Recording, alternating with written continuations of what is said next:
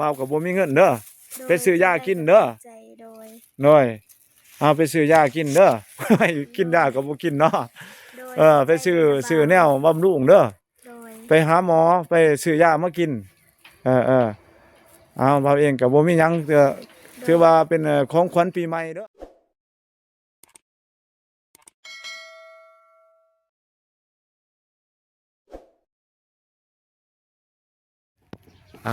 กับทักทายสบายดีเด้อ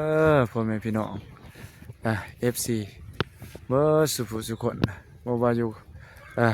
ไก่อยู่ไก่พี่น้องเอ้ยอยู่ภายในและต่างประเทศก็ยินดีต้อนรับเข้าสู่2บ่าวผู้วงชาแนลคือเก่าพี่น้องเอ้ยโอเคมื้อนี้บ่าวเองก็ถือโอกาสคอยคำลงแรงพี่น้องเอ้ยสิมาพาพี่พาน้อง ไปเยี่ยมยามถามข่าวเบิ่งน้องก็เลยว่าเพิ่นสิอยู่เฮือนอยู่ศาลบ่พี่น้องเอ้ยเอาไปกันเลยพี่น้องเอ้ยยังมีกาแฟเด้อโอ้กาแฟหลายแท้เนาะนายสร้างนี่มาพูดนะมาพูดบ่ตากเอาเนาะเป็นว่าตากเอามันจะได้ราคาได้ราคาเลยบ่บ่ฮู้คือกันบ่ทันได้ขายยังเริ่มตากแต่ว่าตากไปก่อนเนาะก็มีหลายอันหลายแนวอยู่เด้เพิ่นเฮ็ดทั้งบ้านนี่เอ้าพี่น้องเอ้ย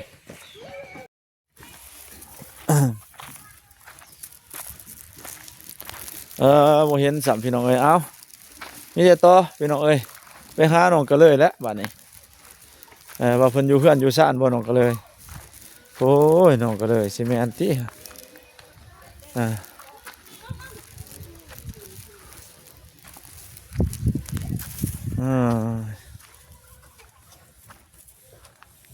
โอ้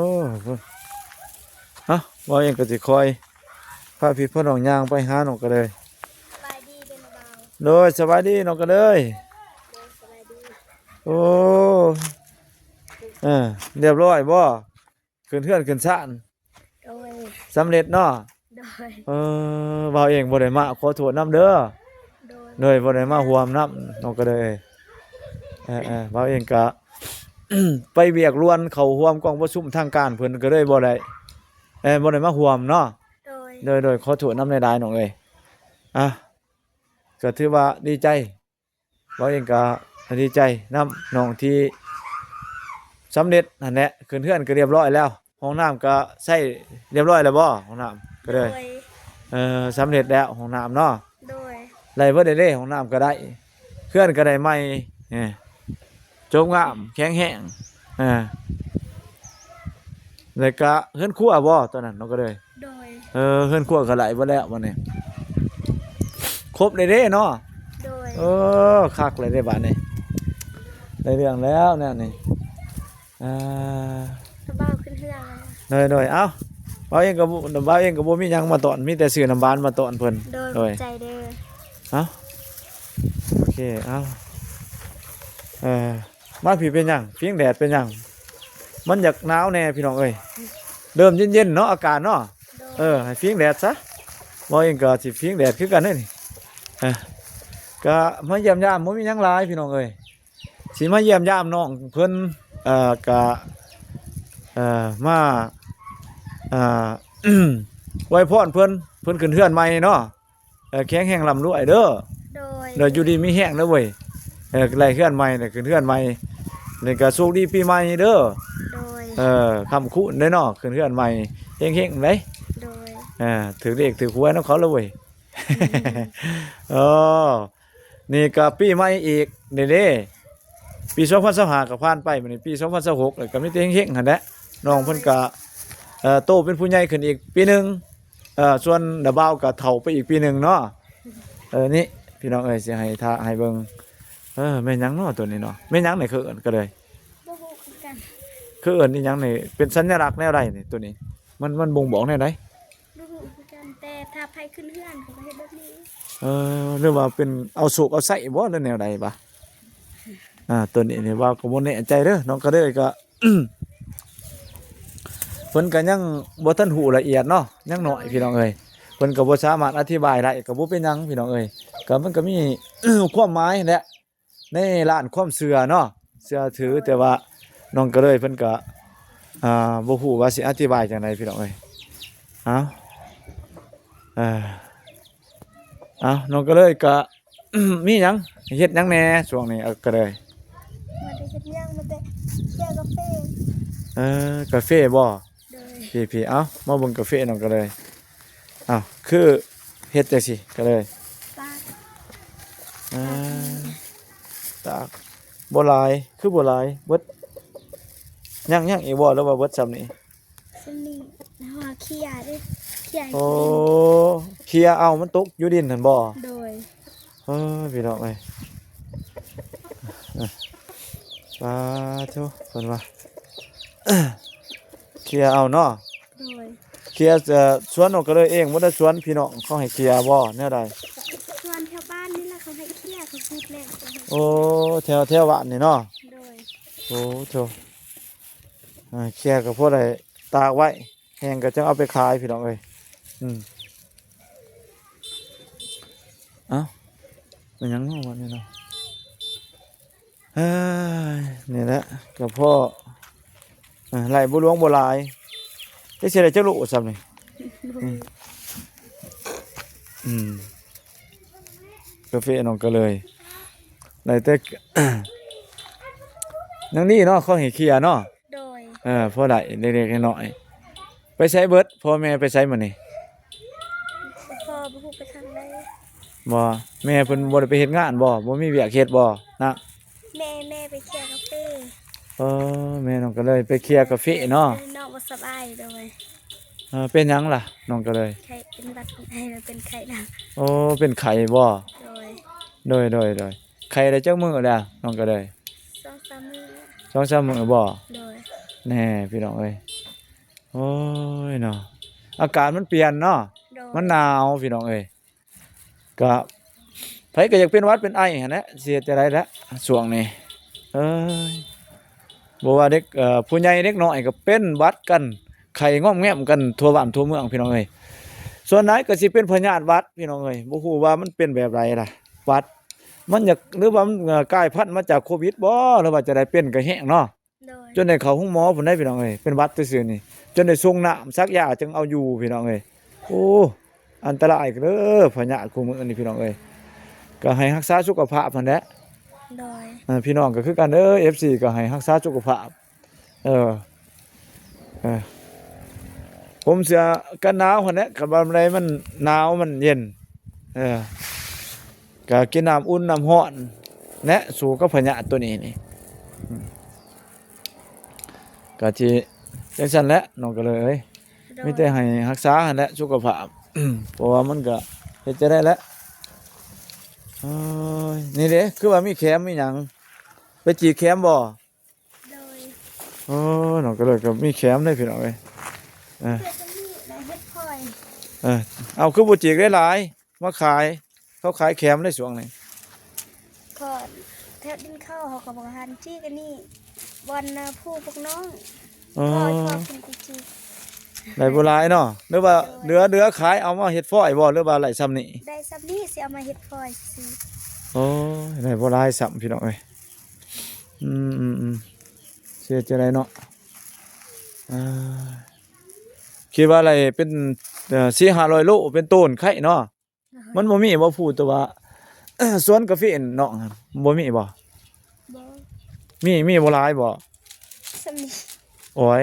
คือได้น้อยแต่พี่น้องเอ้ยบ่ได้เงินเนาะมีแต่เฮ็ดเป็นฝอยพอได้ปัดเฮือนเท่านั้นแล้วนี่เนาะ แบบมันอยู่แถวเข้มตัวดินมันเจือนแล้ว2-3กุซื้อซับ เออ ไปมันกาแฟเต็มมื้อไรนี่ไปเก็บนี่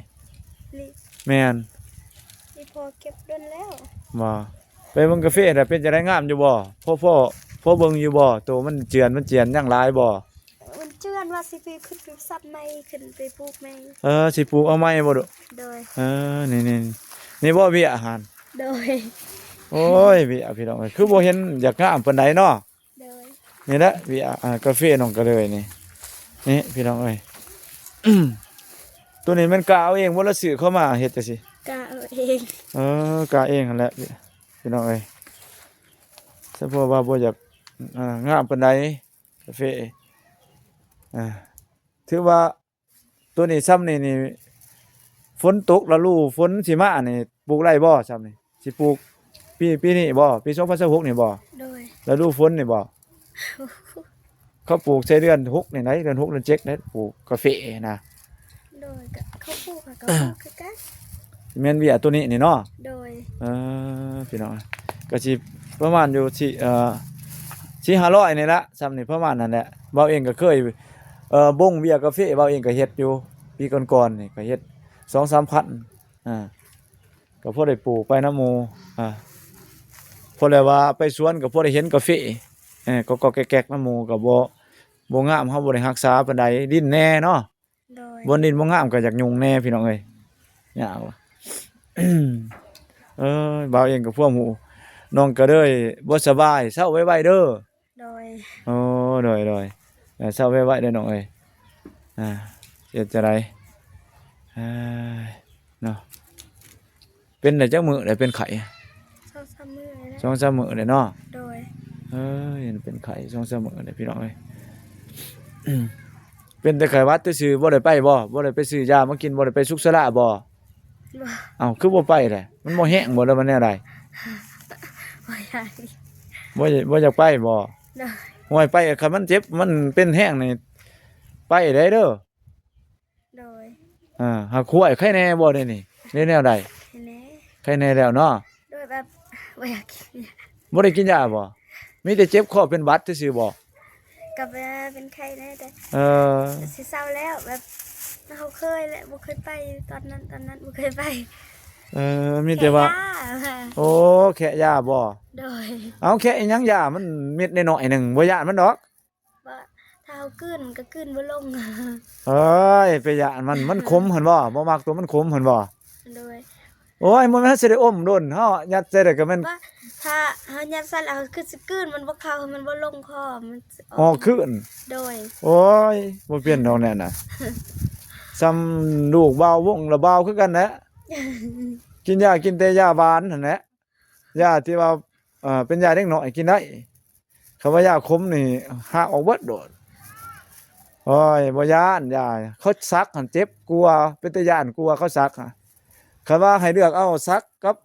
กินยานี่เอาตัวใด ซัก ซักซักมันก็บ่เจ็บบ่ย้านบ่ซักอะ เจ็บแต่ถ้า ใครก็กินบ่ โดยกลืน อ้า บ่ลงเลย วพี่น้องเอ้ยเป็นจังซี่พี่น้องเอ้ยย่านย่าบ่แม่นบ่ย่านเข็มซัก โอ้ยเนาะแนวนี้ก็มีพี่น้องเอ้ย โอ้ยเอาก็ถือว่ารักษาคันว่าเป็นแห้งอีกก็ให้ไปเด้อ โดย โดยให้ไปได้เว้ยบ่แม่นว่าเจ็บแล้วก็แคะยาบ่ไปหาแพทย์หาหมอให้เพิ่นกวดเบิ่ง โดย อย่าว่ามันมีพยาธิตัวอื่นเด้แทรกซ้อนก็เป็นหวัดซื่อๆกินน้ำอุ่นเอาพักผ่อนก็เซาอยู่ดอก โดย บ่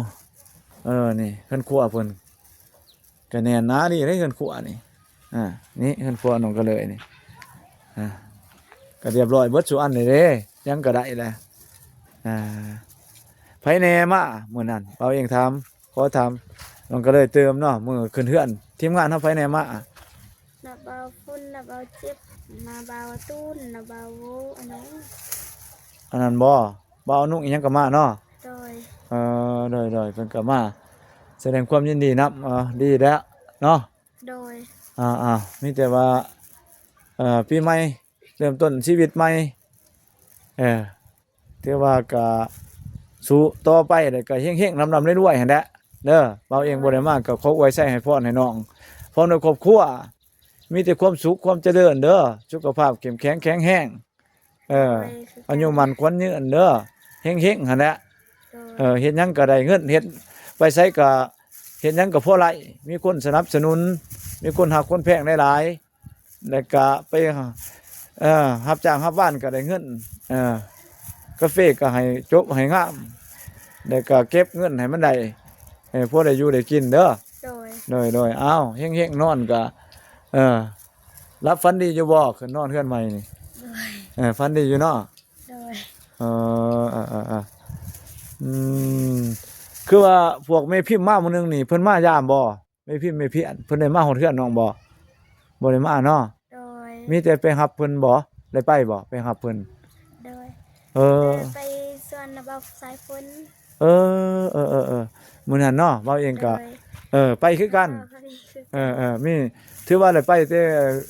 สวนว่าฝน โดย กับไอ้บ้องเจ้าบ่ โดย ไอ้บ้องไอ้อำพรเนาะ โดย เออดีใจบ่เพิ่นอันนั้นเพิ่นเชิญไปตอนไปรับ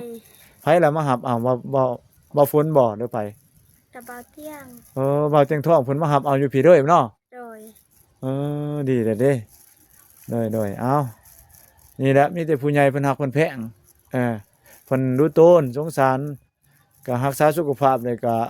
เฮ็ดดีคือเก่าหั่นแหละเด้อ โดย โดยเฮ็ดแต่คุณงามความดีรู้มันสอกหาพอได้อยู่ได้กินหั่นแหละ โดย ตัวใดบ่อันนี้ก็บ่ให้อยู่เฮือนได้เด้อบ่ให้อยู่เฮือนเขาว่าบ่เจ็บบ่เป็นก็ไปออกเฮ็ดงานกับคันว่าอันนี้ก็ไปอันนั้นได้อยู่เฮือนได้ก็เป็นโรคซึมเศร้าเด้อเว้ยอยู่ผู้เดียวหลายอยู่ยะได้ลูกเอ้ย โดย ไปปากไปเว้าในให้สมองมันปลอดมันโปร่งคันว่าบ่เจ็บบ่เป็นคันเจ็บเป็นก็จังคอยอยู่เฮือนอยู่ซ่านคันเป็นแห้งก็บอกพี่บอกน้องบ่โทรใส่ระบาวก็ได้เด้อให้พาไปสุขสรงสระระบาวพาไปเด้อ โดย โทรหาผู้ใดก็ได้ในทีมงานสายบุญนี่เพิ่นซอยเบิดเด้อ โดย ผู้ใดอยู่ไกลผู้ใดสะดวกเลยก็โทรใส่ว่าเองก็สิพาไปผู้นั้นผู้นี้พาไปเด้อ โดย เอ้าว่าเองเบิ่งสิว่าเองก็เฮ็ดจะได้เนาะโอ้ยเอ้าบ่ได้น่ะว่าเองให้ฮุดบ่มีเงินเด้อ ไปซื้อยากินเด้อ ใจโดย น้อยเอาไปซื้อยากินเด้อ กินยาก็บ่กินเนาะ โดย ไปซื้อแนวบำรุงเด้อ โดย ไปหาหมอไปซื้อยามากินเอาเราเองก็บ่มีหยังถือว่าเป็นของขวัญปีใหม่ก็บ่มีเงินคือการเงินก็ช่วยกันได้เล็กๆน้อยๆเนาะ โดยขอบใจได้หลายเด้อน้องเด้อ โดยขอบใจคือกัน โดยเอาเราเองก็เอาสิฝากสุดท้ายนี่ก็ให้น้องฝากถึง FC เบิ่งที่ว่าเพิ่นช่วยเหลืออวยพรปีใหม่ให้เพิ่น FC เบิดทุกคนที่ฮักน้องเด้อ โดย คุณยายใจบุญก็ดี เราก็ขอบคุณทางคุณยายใจบุญที่ FC ทุกท่านที่สนับสนุนและอวยพรปีใหม่จึงได้ก็ขอให้ FC ทุกท่านรับทานคุณยายใจบุญจงมีสุขภาพร่างกายแข็งแรงความเจ็บบ่ให้ได้ความไข้บ่ให้มีขอให้ห่างให้มีขอให้ร่ำให้รวยเฮงๆปังๆตลอดปีตลอดชาติอย่าเจ็บอย่าจนพร้อมครอบครัวปรารถนาสิ่งใดก็ขอให้ได้สิ่งนั้นขอให้ได้สมดังหวังปรารถนาเด้อสาธุ โดยสาธุเด้อ โดย เราเองก็สิขอลาไปก่อนเด้อโอกาสหน้า โดย สิมาเยี่ยมยามใหม่ โดย คันว่าเป็นจะได้ก็โทรใส่เด้อ โดย เดี๋ยวค่ำคืนแดะเจ็บแล้วไปบ่ได้ก็โทรใส่ละบ่าวสิเอารถพาไปห้องหมอเด้อ โดย อ้าวบ่าวบ๊ายบายโดยขอบใจได้หลายเด้อ โดย ขอบใจเด้อขอบคุณFC เบิดสุภุสุคนเนาะที่ยังเมตตายังเอ็นดูบ่าวผู้วงเลยก็เขามาเบิ่งมาชมให้กำลังใจบ่าวผู้วงตลอดมาตั้งแต่บ่าวผู้วงเลยเริ่มเฮ็ดคลิปพุ่นพี่น้องเอ้ยบ่าวเองก็บ่มีหยังมีแต่คำขอบอกขอบใจคำอวยให้พรขอให้พี่น้อง FC สิว่าอยู่ไทยก็ดีอยู่ต่างประเทศก็ดีอยู่ภายในก็ดีพี่น้องเอ้ยก็ขอให้มีสุขภาพแข็งแรงร่ำรวยเงินไหลน่องทองไหลมาเด้อพี่น้องเอ้ยเงินบาทเต็มกระตาพี่น้องเอ้ยเงินดอลลาร์เต็มธนาคารเต็มเฮือนเต็มซ่านพี่น้องเอ้ยเป็นเศรษฐีมหาเศรษฐีกันเบิดสุผู้สุคนบ่าวเองก็สิได้กราบลาพี่น้าน้องไปก่อนโอกาสหน้าพ้อกันใหม่พี่น้องเอ้ยบ่าวจะขอลาไปก่อนพี่น้องบ๊ายบาย